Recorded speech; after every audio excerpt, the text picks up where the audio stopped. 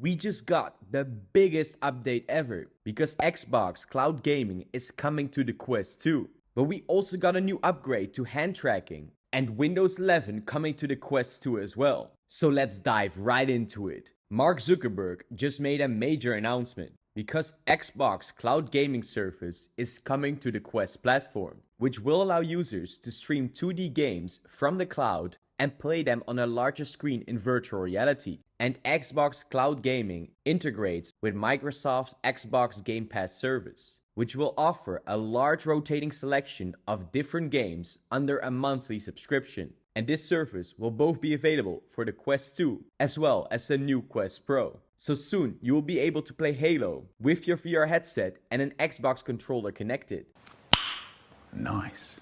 But that is not the only big deal that Microsoft made with Meta, because they are also partnering up to bring Windows to the Quest through cloud streaming. Because over time, Meta has slowly been adding some productivity features, which originally were branded as the Infinite Office. And if you had a supported keyboard, it would then show up in VR so that you can type and use the trackpad to navigate. A while ago, they also added in a triple window support that you could resize to any way you see fit. But sadly, this didn't give you any access to PC apps. But that is all about to change, because thanks to this partnership, it will bring Microsoft Office to the Quest. This includes things like Word, Excel, and PowerPoint. You will even be able to use a virtual Windows PC through cloud streaming, pushing Mark Zuckerberg's vision even more that virtual reality will eventually replace your laptop. But it also means that Microsoft Teams is coming to VR, so that you can join these immersive meetings using your own avatar. And this update could be one of the most important strategic partnerships in the virtual reality space. Because for once, Meta and Microsoft are choosing to work together and not against each other, at least for now. But we got even more updates with a new version of Quest Hand Tracking 2.0, which will reduce tracking loss and improve overall stability.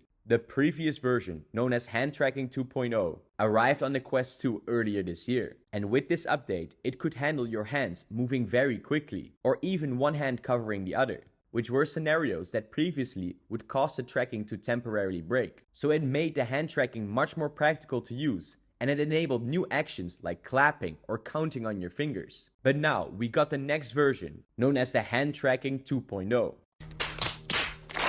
With the biggest focus that the tracking loss has been reduced significantly, meaning your hand should disappear temporarily a lot less often. And the reacquisition time it takes for your hands to appear again should also be sped up. So if the system does lose track of your hand, it should reappear a lot sooner. Additionally, adds in a new neural network to improve the accuracy of predictions. This means less overshooting and smoother hand poses. And finally, 2.0 also improves the reliability of pinch gestures, which is used across the entire Quest 2 system, which Meta claims reduces a lot of false detection. And at the topic of detection is that with these updates, the Quest headsets are also getting co-location support by using the technology of shared spatial anchors. Now, co-location means having multiple headsets that are sharing the same physical play space. This concept was already shown off years ago by Facebook, but no further developments were ever announced. Now, this co-location should be particularly useful for mixed reality apps, so that everyone sees the same virtual object at the same position in the room. And based on the description of the tech, it likely works similar to the co-location features that we know from things like Apple's AR Kit, where inside-out tracking generates a point cloud, and algorithms find share unique patterns in the point cloud of multiple devices, and then use them to align it in the virtual spaces. The best part being is that this process requires no external sensors. But to be clear,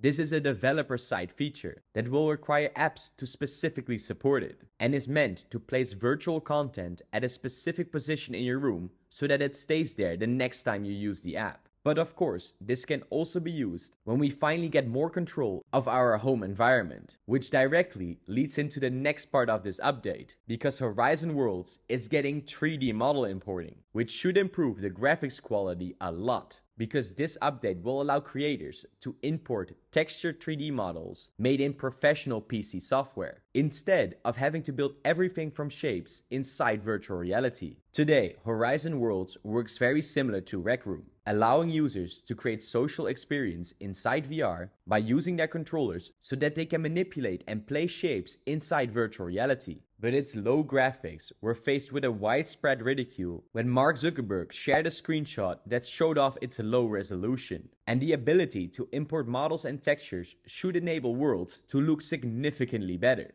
And Meta will also bring Horizon Worlds outside of VR, enabling any device to access it, to let everybody around the world experience this virtual reality space.